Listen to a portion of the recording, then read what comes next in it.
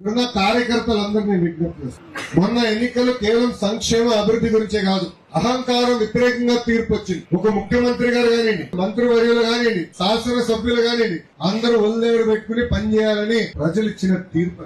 151 స్థానాలు గెలిచిన ఒక పార్టీకి 11 స్థానాలకే పరిమితం చేశారంటే ప్రజలు మనం ఎంత జాగ్రత్తగా ఉండాలో దయచేసి ఇక్కడున్న 3 పార్టీ కార్యకర్తలు ఆలోచించుకుంటున్నారు. మనం ఎంత పైకి ఎదిగితే అంత భూమి పైన ఉందా, ప్రజల దగ్గరికి వెళ్ళాలా, వాళ్ళ సమస్యలు తెలుసుకోవాలా, పరిష్కరించాలి. వాస్తవంగా ఆర్థిక పరిస్థితి ఇంత దారుణంగా ఉందని మేము ఎవడో అనుకోవాలి. కార్లో కూడా నిమ్మల రామానాయుడు గారు మేము మాట్లాడుకుంటాం ఫైనాన్స్ గురించి, ఇంత గంభీరంగా ఉంటుందని అప్పుడు నాకు ఊహించామా అని అనుకున్నాం. ఈ రోజు ప్రతి నెల 4,000 కోట్ల రూపాయల డెఫిసిట్ లో నడుస్తున్నాం. అయినా కూడా భారతదేశంలో ఏ ప్రభుత్వం ఇవ్వని విధంగా ఆంధ్ర రాష్ట్రంలో ఉన్న ఎన్డీఏ ప్రభుత్వం పెన్షన్ ఇస్తుందండి. 4,000 రూపాయలు ఏ రాష్ట్రంలో ఇవ్వట్లా. వికలాంగులకు 6,000 రూపాయలు ఏ రాష్ట్రం ఇవ్వట్లా.